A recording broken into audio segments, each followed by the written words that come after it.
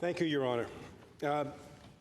Colleagues, I rise today to speak in support of Bill C-45, otherwise known as the Cannabis Act. Honourable Senators, Canadians are consuming cannabis in large numbers. They are smoking it, they're vaping it, they're making candies out of it, they're baking with it. And although millions of Canadians use it responsibly, no less so than those amongst us who enjoy our glass of wine at the end of the day, others, both young and old, are using it excessively, often recklessly, with serious consequences to themselves and to society. So that cannabis use in Canada is a complex social problem and one that needs to be addressed is clear.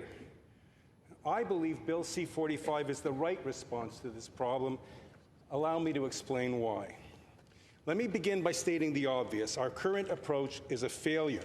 It has failed spectacularly to reduce the consumption of cannabis in Canada, both by youth and by adults, and has resulted in a large, unregulated, illegal market dominated by criminal elements. This is well documented and needs no elaboration. Indeed, the 2002 Senate report was clear on this point, and as Senators Dean and Pratt have pointed out in their speeches in this chamber, the situation has not improved since then. Second, the criminalization of cannabis possession compromises our ability to educate Canadians, especially our youth, about the real health risks of cannabis use.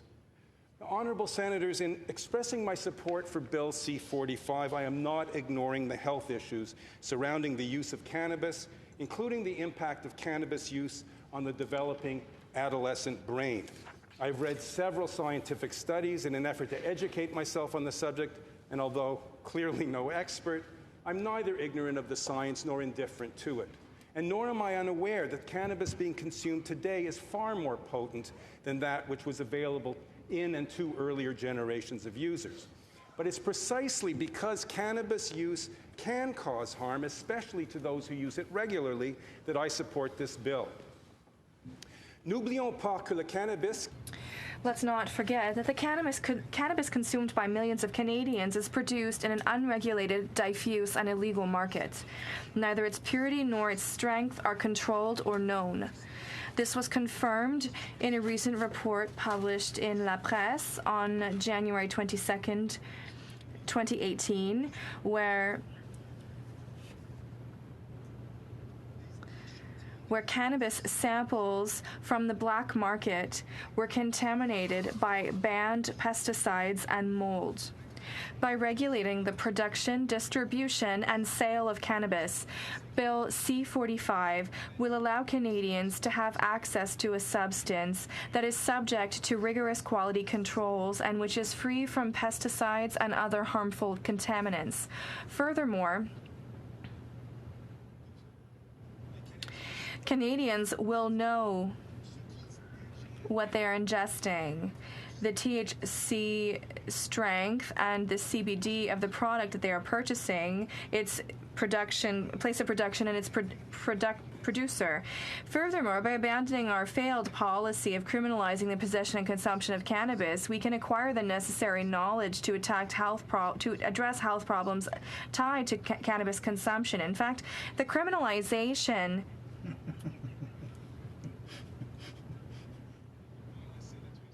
and before Senator Tardif as well. In fact, the criminalization has harmed our ability to carry out the appropriate research on cannabis consumption and its effect on the health and behavior of individuals. This research is crucial if we wish to inform Canadians on responsible consumption of cannabis.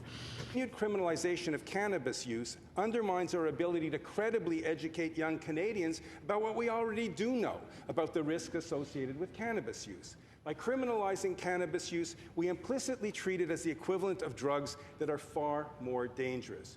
By lumping cannabis in with such drugs, by drawing false equivalences between cannabis and, let us say, fentanyl, as was done by a parliamentarian in the other place, we encourage young people, already skeptical, to disbelieve everything they hear about drugs in general.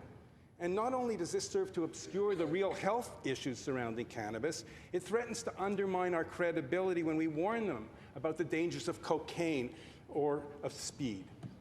And this leads me to my third point. Honourable Senators, I believe that the ongoing criminalization of cannabis undermines Canadians' respect for the criminal law and the legal system in general. Our current approach exposes tens of thousands of Canadians to the criminal justice system. For possession of a substance, although not without health risks, is less harmful when used responsibly than many other legal substances that Canadians consume freely. Now, as a matter of principle, this seems to be, to me, to be inconsistent with the way that the law should be designed in a free and democratic society. But even if you dispute that principle, you should be worried about the fact that so many Canadians are choosing to consume cannabis despite the fact that it is illegal. Respect for the law is undermined when vast numbers of Canadians break the law because they simply do not believe that cannabis possession should be a criminal offense. Now, that's not a good thing, but it's a real consequence of continuing our failed policy of trying to use criminal prohibitions to discourage cannabis use. Fourth, I support Bill C-45 because the negative social costs of criminalizing cannabis possession, especially on our youth, are enormous and unacceptable. The overall rates for cannabis offenses, cannabis-related offenses, may be falling, but each and every year, tens of thousands of Canadians are caught up in the criminal justice system simply because they possessed cannabis. In 2016 alone, Statistics Canada reported over 44,000 incidents of cannabis possession, resulting in over 17,000 people being charged with possession. And in my home province of Quebec alone, there were 5,550 charges laid. And the impact of all of this on youth is especially troubling. Of the total number of incidents involving cannabis possession in 2016, nearly 20% involved youth between the age of 12 and 17. Now, although it's true that not every charge produces a conviction and not every conviction leads to incarceration, the plain fact is that between 2008 and 2012, which is the last period for which we have the figures, there were almost 4,000 people who ended up in custody for possession alone, of whom over 500 were youth. Et soyons clairs, l'incidence... And let's be clear, the impact of this legislation is not being applied in the same way across all sectors of Canadian society. A child in the middle-class suburbs can get away with a warning from local police, but many others are not so lucky. We cannot and we must not remain indifferent to the disproportionate repercussions of our laws on cannabis on young Aboriginal people, members of racial minorities, and the least privileged members of our society. Add to that the flourishing illegal cannabis market. This market is lining the pockets of the leaders of organized crime, the most of whom are able to act openly, but it also draws in a significant number of relatively ordinary Canadians who, because of their economic situation or their addiction to drugs, end up becoming part of the illegal network. And they are the ones who are normally accused and found guilty. But we as a society pay the price of this very vast and lucrative illegal market. Canadians are going to consume cannabis whether or not Bill C-45 is enacted into law. The central question for us is whether we're prepared to perpetuate the real social costs of criminalizing such behavior, or whether we're ready to adopt a different and more promising approach to the issue. Et enfin, j'appuie. Finally, I support Bill C-45 because it respects the legitimate role, interests, and constitutional jurisdictions of the provinces and municipalities. This bill does so by giving them the latitude to adapt the provisions of the Act in many ways, from reducing to zero the amount of cannabis that youth can possess without infraction, increasing the minimum age for legal consumption, and limiting or eliminating the ability of individuals to cultivate their own plants for personal use, and by determining how and by whom the distribution and sale of cannabis will occur in their province. In this respect, Bill C-45 gives the provinces the opportunity to experiment with various rules and different plans, whether it be to solve health problems or to create attractive solutions to the illegal cannabis market that currently exists. Over time, these different approaches will perhaps become standardized, and Canadian social policy will be improved. It's the best part of federalism in a social laboratory. Honourable Senators, Bill C-45, is Bill C-45 perfect? Of course not. Are there questions that, in my opinion, require serious study? Are there aspects of the bill that concern me? Of course. Please allow me to share a few of my concerns. I fear that a too restrictive approach to retail sale of cannabis will not harm the prosperity of the illegal market. Of course, it's up to the provinces to decide, but I hope that there will be sufficient supply and a sufficient variety of products for Canadians to find what they want easily and at a price that is as low as street retailers. If Bill C-45 does not guarantee access to these products and at competitive prices, at least through the postal service, I worry that one of the main objectives will be compromised. I am also not convinced that I remain convinced that it is necessary to allow people to grow for plants for recreational use. We must not create useless barriers to the integration of more artisanal small producers who could contribute both to the quantity and diversity of legal cannabis products available to consumers. Senators, allow me to conclude by addressing the issue of how we in the Senate ought to proceed with the study of this bill. Now, I'm on record as not feeling bound by the deadline announced by the Prime Minister. Bill C-45 is an important, indeed historic bill, and we must do our constitutional duty to review it carefully and thoroughly. But I'm also on record as supporting Senator Dean's proposal to organize our deliberations and debate in an effective and efficient way. And frankly, I'm disappointed that not all groups in this chamber have yet to come on board. Honourable Senators, you know that if we wanted to, we could agree to structure our study of this bill in time to finish before the summer. We have the time. We could make the time. It's simply a matter of political will. Now, no one in this chamber denies that there are serious health issues associated with cannabis use, especially regarding youth and young adults. Can we not agree to discuss this then for a fixed period of time, and in real time to boot, and then focus on the real question, which is finding the best way to deal with the challenges posed by the health risks of cannabis use to young Canadians? We know that there are concerns about whether all provinces, municipalities, and police forces will be fully ready to enforce the bill when it comes into force. So let's organize ourselves to hear from them soon, to debate what we heard, and to monitor the situation effectively as we proceed with our study of the bill. Honourable Senators, there's no point in multiplying examples. This is a bill that requires full and proper study. But let us at least be honest with ourselves and with Canadians.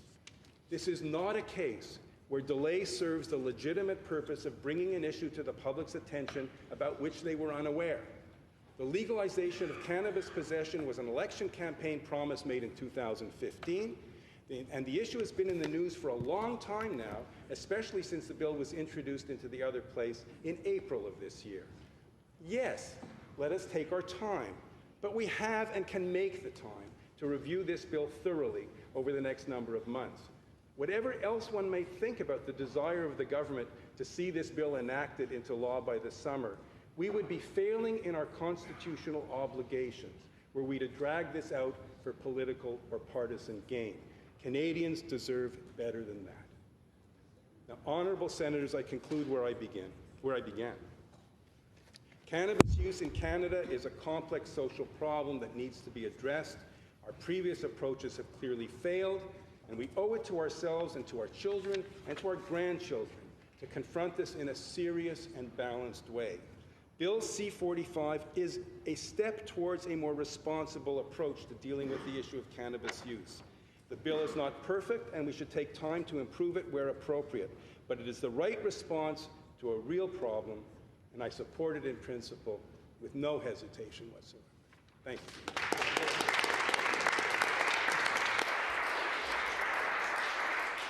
Do you have a question? Yes. Senator Gold, will you take a question? Senator Gold. Senator Gold, will you take a question? I beg your pardon. Thank you. Yes, of course. Thank you. I wish to address your... Minutes, so you can answer, you have time to answer Senator Patterson's question. Yes, if the House, if the Is chamber it agreed, honourable senators? 5 more minutes. Thank you. I thank you for your position, Senator Gold, and I'd like to refer to the serious health issues, if I'm quoting you correctly, that you identified it as an area of concern on your part respecting young people, and you talked about the impact on the developing adolescent brain. There are also, and this is a health issue, there's also a question extant about the impact on mental health, vulnerable mental health issues on the developing brain. So my question is this: given these issues around youth, I wonder if you would have any comments on this. Does it make sense, given these serious issues, as you've described them, for this bill to allow younger persons between the ages of 12 to 18 to possess significant quantities of marijuana? Do you have an opinion on that? Well, thank you for your question. The bill makes it illegal for persons under 18, or it might even under this act to possess. It does go on, however, to deal with very small amounts of possession, and I underline small amounts amongst youth, in a way to avoid their implication in the criminal justice system. That's my understanding of the rationale for saying that if a young person between 12 and 17 possesses a few grams of cannabis, they're not going to be implicated in the criminal justice system. As you know, many of the provinces have gone further, as the law does contemplate, and made it clear that there will be no tolerance for any possession amongst young people. But I return to the overall philosophy that underlies my support for this bill, and that is the status quo right now. The 12 and 13 and 14-year-olds are not only possessing cannabis in whatever amounts, but they're also possessing cannabis that's infected and contaminated with goodness knows what. They have no idea what the potency is, and therefore they're putting themselves at risk, and we are, in some sense, putting them at risk by not providing any framework within which they can know what they're consuming, and we are also putting them at risk when we fail to properly educate them in a way that's credible. I hope I've answered your question. Senator Patterson? Yeah, if I may, Madam Speaker, thank you for those comments.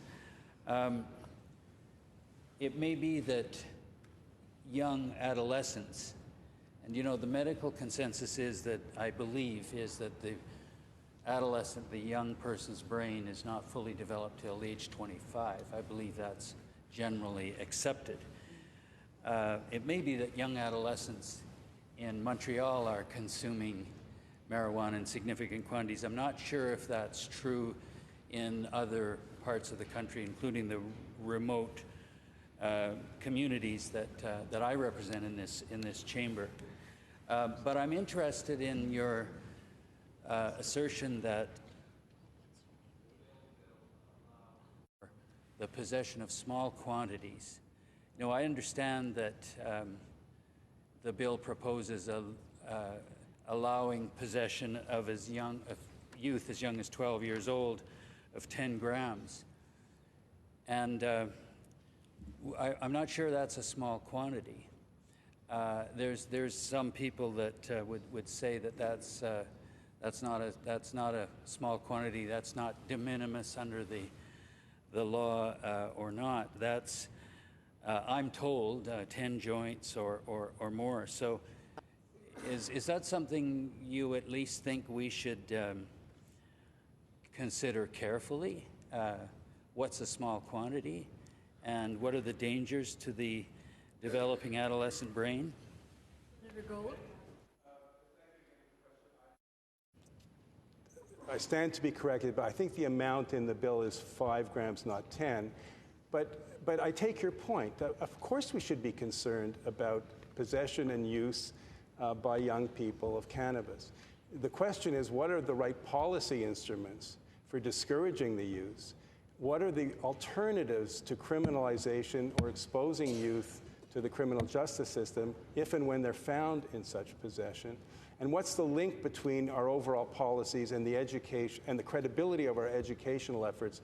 Critically important to educate youth and adults about the various risks to health posed by cannabis use, and certainly excessive cannabis use. So, of course, we should be concerned about that, and I fully expect that in committee we'll hear a lot of evidence and have occasion to debate that. I do think, though, on balance, this is still the right policy response to the endemic problem of cannabis use amongst young people. I'm sorry, your time is up.